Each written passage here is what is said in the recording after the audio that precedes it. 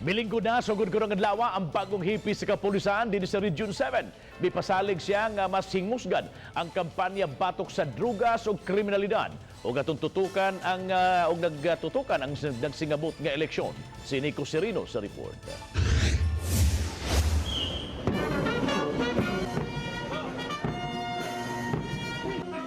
Sa seremonyas kaganihang buntag sa Police Regional Office 7, gidayeg og gipasalamatan si Chief Superintendent Manuel Gaerlan, ang outgoing Regional Director.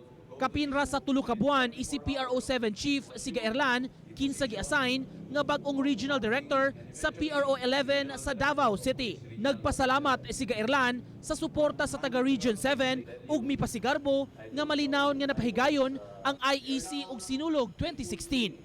I am not complaining because that is just normal in the life of a police officer.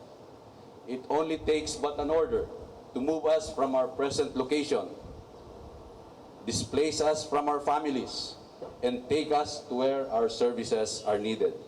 Gisaksihan ni Director Dominador Aquino Jr., hepe sa Directorate for Personnel and Records Management sa PNP, ang turnover ceremony.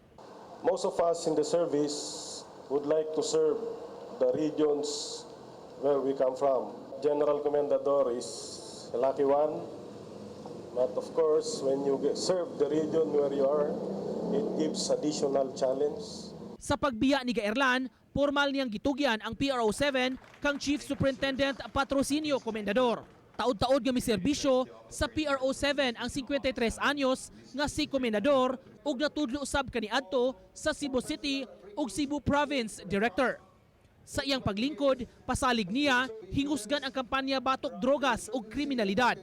Girespeto ra niya ang pangutana ni Mayor Mike Rama nganong giatulman sa nagsingabot nga eleksyon ang pag-ilis sa PRO Chief. As I've been serving in Cebu for quite a number of years, I've been very apolitical. I stayed objectively in whatever decisions. Ang atong objective at pagkahumanon na is to have a secure and fair election. Usa sa ipatuman niya ang pagdili sa pagdawat og mga regalo ug mismo paggamit sa iyang pangan sa unsamang transaksyon. Gifts, big or small, to me is not acceptable because if it is always involved pending transaction in the office, I will not authorize anybody, especially my relatives, to use my name to gain favors, especially when they are violating laws. Nico Sereno, Balitang Bisdak.